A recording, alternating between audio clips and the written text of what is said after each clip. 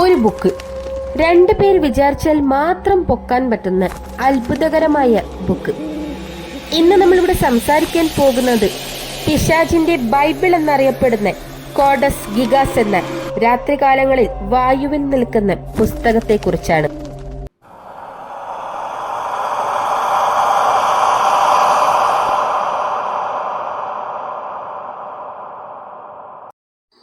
ആയിരത്തി 648 30 വർഷം നീണ്ടുനിന്ന യുദ്ധത്തിനൊടുവിൽ സ്വീഡൻ പ്രാഗ് നഗരം കീഴ്പ്പെടുത്തുന്നു. അവിടെയുണ്ടായിരുന്ന എല്ലാ വസ്തുക്കളും അവർ മോഷ്ടിച്ചെടുക്കുന്നു. ആ മോഷണ വസ്തുക്കളിൽ ഒരു പ്രത്യേകതരം വസ്തു ഉണ്ടായിരുന്നു, ഒരു പടുകൂറ്റൻ ഗ്രന്ഥം. അതിനെ അവർ ഒരു പേരിട്ടു, കോഡസ് ഗിഗാസ്. കോഡസ് ഗിഗാസ് എന്നാൽ ഒരു ലാറ്റിൻ വേർഡാണ്. അതിന്റെ അർത്ഥം പടുകൂറ്റൻ പുസ്തകം. 36 ഇഞ്ച് നീളം, 20 ഇഞ്ച് വീതി, 9 ഇഞ്ച് ഘനം, ഭാരം 165 പൗണ്ട്. 300 താളുകൾ ഉണ്ടായിരുന്നു ഈ പുസ്തകത്തിന്. അതിലെ ഓരോ താളുകളും നിർമ്മിച്ചിരുന്നത് കഴുതയുടെ തോലുപയോഗിച്ചുകൊണ്ടായിരുന്നു. ചുരുക്കി പറഞ്ഞാൽ 160-ൽ കൂടുതൽ കഴുതകളെ ഈ പുസ്തകം നിർമ്മിക്കാൻ വേണ്ടി ഉപയോഗിച്ചിട്ടുണ്ടായിരുന്നു. നിരോധിച്ച പുസ്തകമാണ്.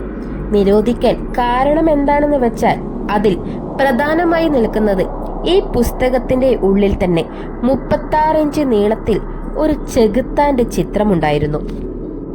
ഹെർമൻ എന്ന് പറയുന്ന ഒരു പുരോഹിതനാണത്രേ ഈ പുസ്തകം രചിച്ചത്.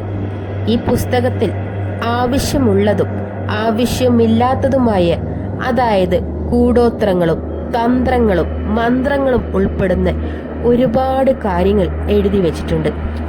കോഡസ് ഗിഗാസ് എന്ന ഈ പുസ്തകത്തെ പറ്റി നിരവധി കഥകളുണ്ട്. എന്നാൽ അതിൽ ഏറ്റവും കൂടുതൽ കേട്ടുകേൾവിയുള്ള ഒരു കഥയുണ്ട്.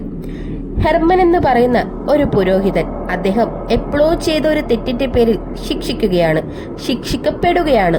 ആ സമയത്ത് അതിൽ നിന്ന് രക്ഷപ്പെടണമെങ്കിൽ അവിടുത്തെ മൊണാസ്ട്രി അദ്ദേഹത്തിനോട് പറയുകയാണ്, നിങ്ങൾ ഈ ഒരു തെറ്റിൽ നിന്ന്, ഈ ഒരു ശിക്ഷയിൽ നിന്ന് നിങ്ങൾക്ക് രക്ഷപ്പെടണമെങ്കിൽ നിങ്ങളൊരു ഗ്രന്ഥം തയ്യാറാക്കണം.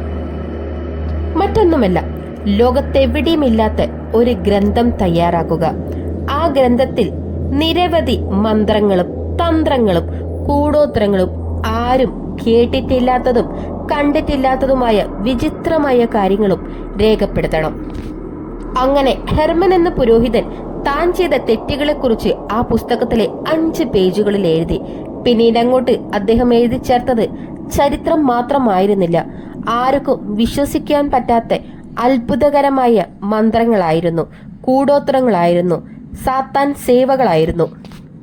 അദ്ദേഹത്തിന് ഒരിക്കലും ഒറ്റയ്ക്ക് വിചാരിച്ചാൽ ആ പുസ്തകം പൂർണ്ണമാക്കാൻ സാധിക്കില്ലായിരുന്നു. അതിനുവേണ്ടി അദ്ദേഹം ഒരാളെ കൂട്ടുവിളിച്ചു.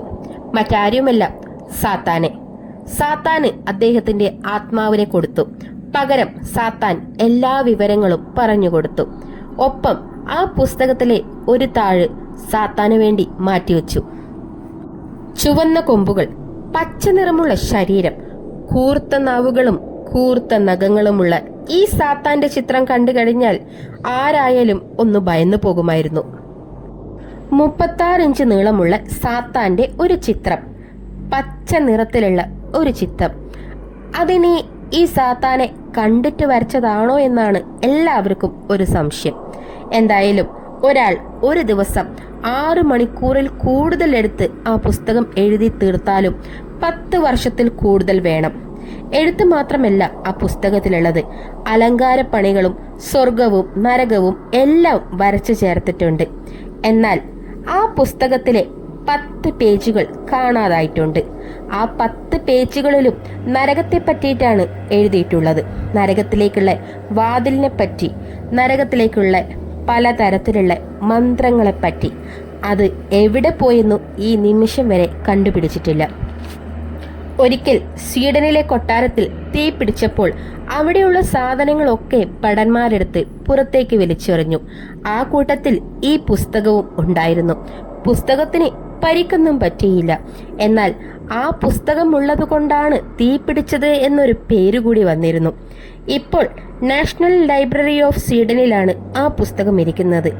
അവിടെ ഇപ്പോൾ പ്രശ്നമുണ്ടോ എന്ന് ചോദിച്ചാൽ രാത്രികാലങ്ങളിൽ പല ശബ്ദങ്ങളും മന്ത്രങ്ങളും കേൾക്കാറുണ്ട്. ഭടന്മാർ പോയി നോക്കുമ്പോൾ വായുവിൽ നിൽക്കുന്ന പുസ്തകത്തെയാണത്രേ കാണാൻ സാധിച്ചത്.